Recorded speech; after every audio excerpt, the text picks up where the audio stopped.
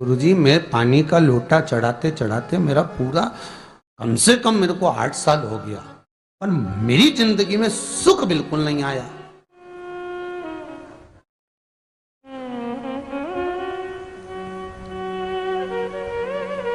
हमने कहा तूने कैसे चढ़ाया, वो भी तो सुने। तो क्या कैसे, क्या स्नान करा और मंदिर जाके लोटा चढ़ाया पानी का।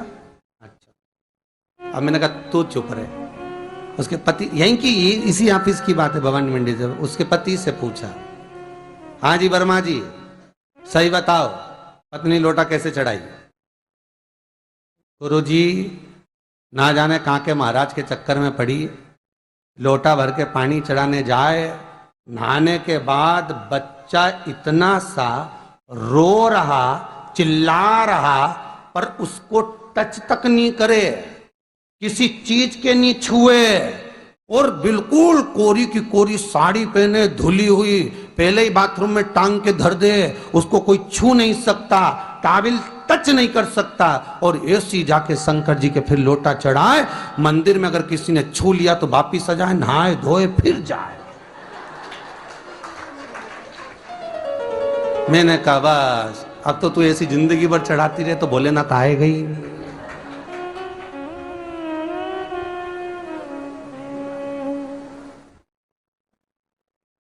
सत्य बोलो रे, मिलेगा। कई लोगों ने पूछा शंकर को रिझाने के लिए कौन से कलर के कपड़े पहने कि शिव राजी हो जाए। शंकर को पाने के लिए कपड़ा बदलने की जरूरत नहीं होती, शंकर को पाने के लिए कलेजा बदलने की जरूरत होती है, शंकर मिल जाता है। कपड़े से शिव कभी नहीं मिला साहब। आप कौन से कलर के कपड़े पहन रहे हो, ये शिव प्राप्त नहीं करोगे हो। सफेद पहन लिए, लाल पहन लिए, केसर के पहन लिया, उससे शंकर नहीं मिल रहा हो। बहुत सारी रुद्राक्ष की माला धारण कर ली, हाथ में भी खूब सारा रुद्राक्ष पहन लिया, यहां पर भी पहन लिया, कान में भी रुद्राक्ष धारण कर लिया, जटा पे भी रुद्राक्ष लगा लिया, उससे शिव नहीं मिलने वाला हो।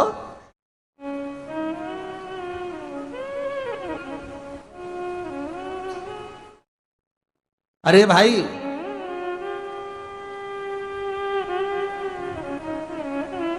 किसके पास में जा रहे हो आप जल चढ़ाने के लिए? जम के बोलिए जरा। शंकर जी के पास। शंकर जी कौन है? तुम्हारे कौन से मतलब नहीं है। भगवान को तो केवल इतना मतलब है कि आप मन कैसा लेकर आए हो। ये तन साफ करने से, स्नान करने से, खूब रगड़ रगड़ के नहाने से, लक्स पेयर से, खूब घिस घिस के नालों ने, क्रीम ने, पाउडर, डेंटिंग पेंटिंग करके फिर भगवान के पास जाओ और बढ़िया 2-4 घंटे तक फैशन करके भगवान को रिझाओ, भगवान रिझेगा? अरे गर्ग संहिता में लिखा है कि शंकर को एक बार प्रणाम करने का फल क्या है कि 10 अश्वमेध यज्ञ के स्नान का जो फल होता है वो मात्र शंकर को प्रणाम करने से मिल जाता है। कितना? 10 अश्वमेध यज्ञ के स्नान का जो फल है शंकर को मात्र प्रणाम करने से मिल जाता है। पर गर्ग संहिता कहती है कि 10 अश्वमेध यज्ञ के स्नान के बाद भी मनुष्य का जन्म वापिस मिल सकता है। मतलब वापिस तुम्हारा जन्म हो सकता है, किसी भी रूप में हो, जन्म हो सकता है। पर शिव पुराण कहती है, गर्ग संहिता कहती है, स्कंद पुराण कहती है, नर्मदा पुराण कहती है कि महाराज इतना जरूर है कि शिव को प्रणाम करने का फल उतना है कि 10 अश्वमेध यज्ञ के स्नान का फल मिल जाता है। पर गर्ग संहिता कहती है कि शंकर के चरणों में अगर प्रणाम कर लिया तो ये पक्का है कि अश्वमेध यज्ञ का फल भले कट जाए पर शंकर के प्रणाम का फल नहीं कटता, उसका वापिस जन्म नहीं होता और वो शिव का हो जाता, वो शंकर का हो गया, फिर उसका जन्म नहीं है महाराज।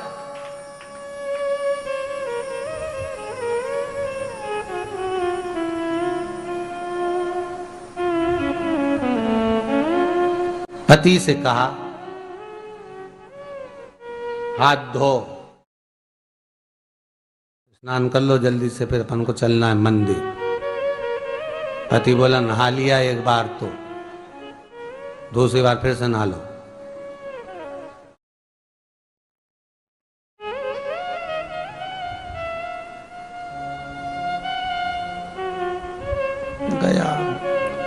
नी के ना माने तो कई घर में चंद्र घंटा से माथा बिड़ा, स्नान करा फिर आया। चल पलंग पे काय को बैठ गए?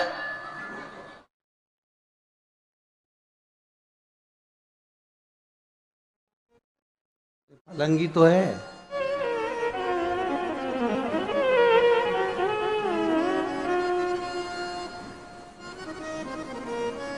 फिर से नहा के आओ। ये फिर नहावाने भेज दिया। होता एक सास बेचारी मायके जाना था, मौसी की यहाँ शादी थी। अब उसने बहू से कहा बेटा मेरे को जाना है, अपने घर में छोटे से लड्डू गोपाल, उनकी सेवा है, तू एक काम कर कि तू सेवा कर लेगी क्या? हाँ मम्मी, उसमें क्या है, करना क्या है तुम बताओ। बस सुबह से 3 बार ताली बजाना, भगवान को उठाना, पात्र में रख के नहलाना, उनको पोंछना, कपड़े पहना देना, इत्र लगा देना, चंदन लगा देना, मुकुट लगा देना, सुंदर अलकावली सब पहनाने के बाद में भगवान को दर्पण दिखाना। जब भगवान को कांच दिखाए, दर्पण दिखाए, भगवान मुस्कुरा दे, तब भगवान को भोग लगा देना। हाँ मम्मी इतना तो मैं करूंगी, और बाद में भगवान को वापिस सुला देना। हाँ इतना सा कर लूंगी। सास बिचारी कह के चली गई। अब बहू सुबह से उठ के 3 बार ताली बजाई, भगवान को उठाया, बिठाया, नहवाया, तैयार कर दिया। तैयार करके जो दर्पण दिखाया तो भगवान तो मुस्कुराया ही नहीं।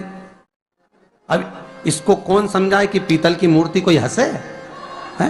पर उसने तो विचार करा कि सास कह के गई भगवान जब मुस्कुरा दे तो उनको भोग लगा देना। अब भगवान तो कोई मुस्कुराए नहीं, ये दर्पण दिखाया। इसको लगा कि मेरी सेवा में कोई कमी रह गई। इसने भगवान का कपड़ा वपड़ा वापिस उतारा, इनको वापिस रजाई में सुला दिया।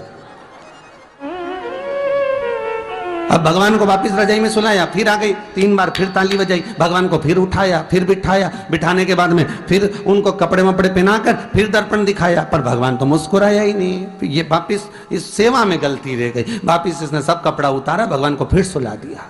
सुबह 8 बजे से नहवा रही, कपड़े पहना रही और सुला रही। 1 बज गई।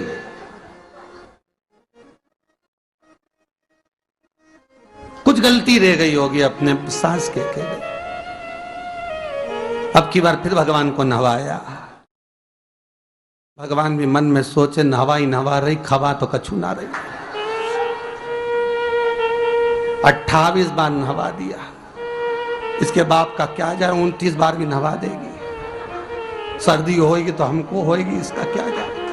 नहवा ही रही है और खवाती कुछ नहीं, फिर सुला देती है, फिर ताली बजा। अब क्या फिर आ गई और 29वीं बार फिर बैठ गई और फिर भगवान को नहवाया, कपड़े पहनाया और पहनाने के बाद भगवान का श्रृंगार करके जैसे ही दर्पण उठाया, उठा के जो भगवान को दिखाने लगी, भगवान ने मन में सोचा अब की बार तो हंसी दूंगा, चाहे कुछ भी हो जाए। और भगवान दोनों दांत दिखा दिए।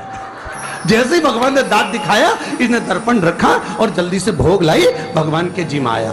भगवान के जिमाया, जिमने के बाद भगवान को फिर वापस सुला दिया। अब ये सुबह से जैसे ही आए तो भगवान पहले ही मुस्कुरा के, क्योंकि भगवान को मालूम है नवाएगी 25 बार का मतलब उसे हंसी दो, हंसने में क्या जाता। तो